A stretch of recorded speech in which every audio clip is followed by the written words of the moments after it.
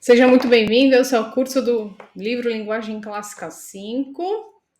Essa é a aula de apresentação e a gente vai falar um pouquinho hoje, né, nessa aula, sobre o linguagem clássica, tá?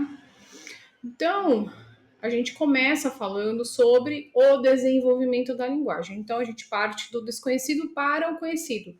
Sempre que a gente vai estudar algo novo, é como se fosse um minerador.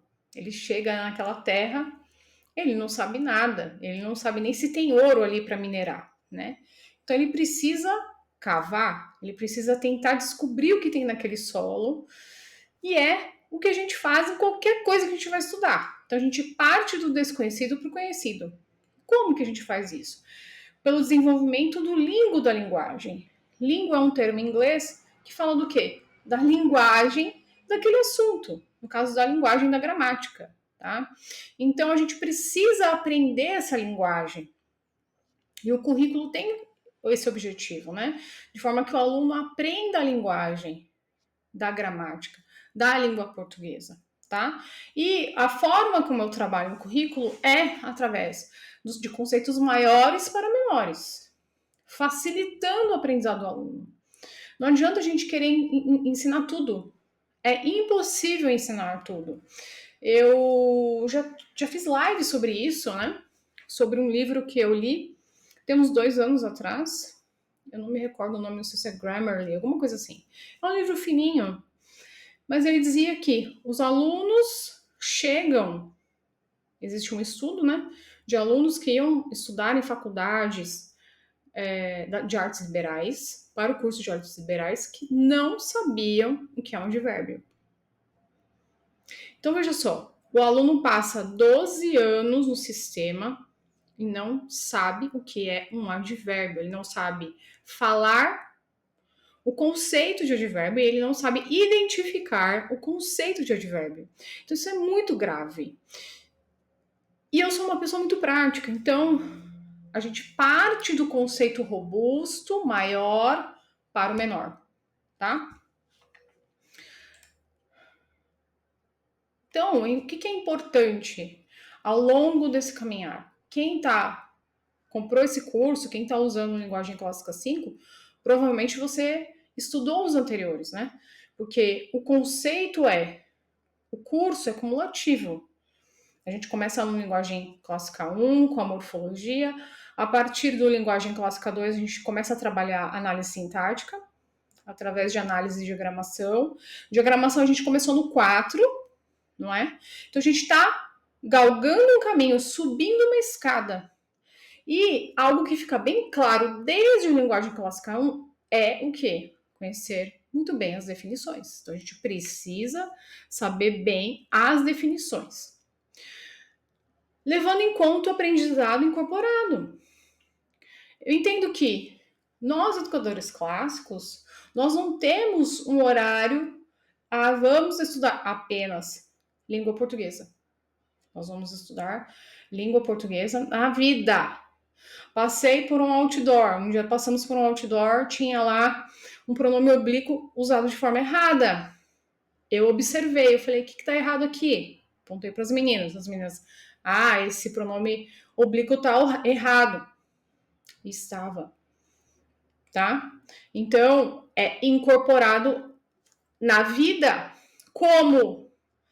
Cantando, dançando, batendo palma. Você conhece seu filho, não é? Às vezes tem um filho sanguíneo, aí começa com aquela aula parada, por exemplo. E nós temos liberdade, nós somos educadores clássicos, né? Quem não está preso a uma escola, você é livre. Então, eu já tive aula com as meninas de manhã. Hoje, a Isabela estuda de manhã e eu dou aula à tarde para a Rafa, né? Me dedico ao currículo de manhã. Para ela funcionou muito bem, porque de manhã ela é lenta.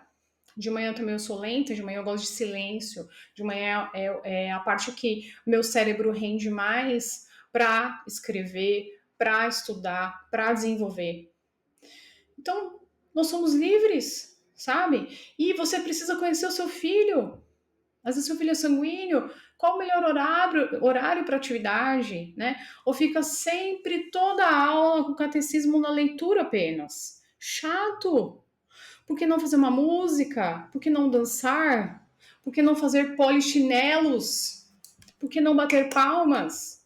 Porque eu vi essa dica essa semana. Por que não usar sotaques? Olha que engraçado que seria fazer um sotaque caipira, fazer um sotaque nordestino, fazer um sotaque paulista, fazer um sotaque manauara, fazer um sotaque do sul.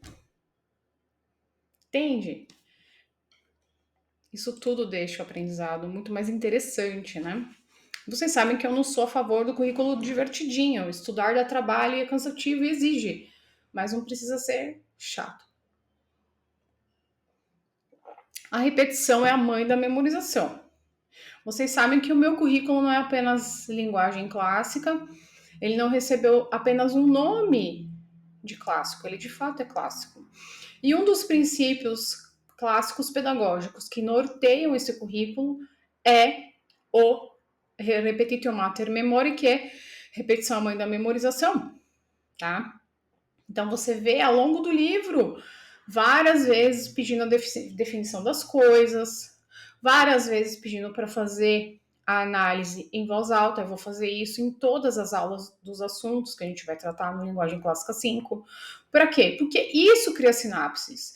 Isso faz com que o meu aluno decore e a memorização faz parte disso. Memorização é um cânon da retórica. É um cânon do aprendizado, tá? Ah, meu filho não gosta de ficar falando. Então que ele escreva, mas ele precisa fazer alguma coisa. Não é em voz... Eu gosto muito da fala. Deus criou as coisas falando, proferindo. Então existe um peso quando a gente fala. Então eu gosto que fale em voz alta, mas se seu filho não gosta, escreva, tá? Então aqui é um exemplo. Quais são as 10 classes gramaticais, você sabe? Se você usou o Linguagem Clássica 1, provavelmente você sabe. Eu posso. Então, pausa aqui e escreve para mim. Quais são as 10 classes gramaticais? Pausou? Vamos lá? Vou tentar falar aqui, tá? Porque às vezes eu confundo com o inglês, né? Com o inglês são 8 apenas. Mas vamos lá. Substantivo, verbo, adjetivo, advérbio, preposição, pronome, preposição, conjunção, interjeição, artigo e numeral. São 10 no português. No inglês são apenas 8, para alguns gramáticos, tá? Então, por quê? Porque você aprendeu, porque você fez catecismo, né? Tem uma aluna minha que ela faz catecismo em voz alta para a filha. Ela fala, a menina repete. Ela fala, a menina repete. Mas a gente pode fazer de N formas. Eu vou liberar um outro material que vai ajudar nisso também, né? É um flashcard que vai até o Linguagem Clássica 5. E você pode usar como flashcard, pode usar como jogo da memória, né? Que é outro recurso, você pode levar numa viagem, mas aquilo ali tá sempre fresco na cabeça do aluno, tá? O importante é repetir, repetir, repetir, repetir, repetir, repetir, repetir. Tem que repetir, tá? Repetição é que gera memorização, tá? E cria sinapse, não vai esquecer mais. Lute pelas definições. Se você usa, eu recebo às vezes mensagem, né, de pessoas que usam meu material, mas usam outro. Eu posso te dar o norte do meu material, né? A minha linguagem, a forma como eu trato os termos, não foi da minha cabeça. E eu não traduzi do inglês, do latim para o português, tá? Eu me apoio num gramático de língua portuguesa, que era filólogo, e que ele usa esses termos que são parecidos com os termos do inglês, tá? Então não foi tirador da cachola. E você precisa lutar pelas definições. Então, por exemplo, a gente fala sentença. Sentença é um conjunto de palavras que expressam um pensamento completo. Quando a criança começa a falar isso lá no Linguagem Clássica 2, isso está incorporado, ela já sabe quando chegar. Vamos fazer o catecismo? Vamos lá, até marca aqui. Então, sentença. O que é sentença? Já sabe. Vai falar decor. Sentença é um grupo de palavras, um conjunto de palavras que expressa o pensamento completo. Você vai começar a linguagem clássica 5, eles vão saber. Provavelmente, os termos finais que a gente tem aqui no catecismo, eles não vão saber. quando você começar na lição 1. Mas já lá no final da lição 8, eles já vão saber decor. Por exemplo, ó, pronome relativo. O que é um pronome relativo? Pronome relativo são pronomes usados no início de uma cláusula relativa. Aí tem uma lista aqui. Claro que a gente vai usar algumas que são mais comuns. Como eu já falei aqui, não dá para ensinar tudo. A gente tem que saber as lutas que a gente quer lutar. E o que eu quero que meu aluno saiba o que é um pronome relativo e para que ele serve. Porque os alunos não sabem isso. Se você pegar um aluno de high school, ensino médio, não vai saber. Por quê? Porque não foi colocada a fundação. Meu objetivo é criar alunos, crianças, mães, professoras que saibam o fundamento das coisas. Ok? Então, revise, revise, revise. O currículo é cheio disso. Começou a lição 3? Faça uma pequena revisão. Na lição 1, o que a gente estudou? Na lição 2, o que a gente estudou? Ah, não sei de cabeça. Volta, abra o livro, vamos lá. Lição 1, frases preposicionais. O que é frase preposicional mesmo? É isso. É um diálogo, é uma conversa, tá? Use o catecismo, eu sempre falo isso. Use o catecismo, use o catecismo, use o catecismo, use o catecismo. É a forma mais fácil de a gente decorar. Imagina o seguinte, teu filho começou a usar o Linguagem Clássica 2, ele vai até o 7, né? São 5 livros aí de sintaxe. Ele vai decorar. Ele vai decorar. Chegar no 7, ele vai ter decorado tudo. Ele vai saber tudo. Falar de cabeça, tá? Através da abordagem analítica, o aluno entende o funcionamento de cada palavra. Ele entende o que está acontecendo. Eu acho isso mais incrível. Então, eu vou dar um exemplo aqui. O aluno entende que o adjetivo modifica o substantivo e pode modificar um pronome. O meu aluno sabe isso. Um adjetivo pode mudar um substantivo, muda o substantivo ou o pronome. Pode mudar um pronome. Legal. Então, uma frase preposicional, a gente vai aprender na lição 1. O que ela pode ser? Ela pode ser adverbial ou adjetiva. Se ela é uma frase preposicional ou adverbial, ela está modificando quem? Ela provavelmente está modificando um verbo. Mas, se é um advérbio, pode modificar também um adjetivo ou outro advérbio. Certo?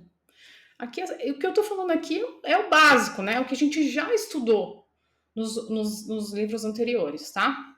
E o que eu acho que é muito importante também nesse currículo é a questão das analogias. A gente estuda do 2 e vamos estudar até o 7. Todos esses conceitos abstratos da linguagem através de analogias, trazendo para um mundo concreto. Tá bom? Então é isso. Sejam bem-vindos, bons estudos e até a próxima aula.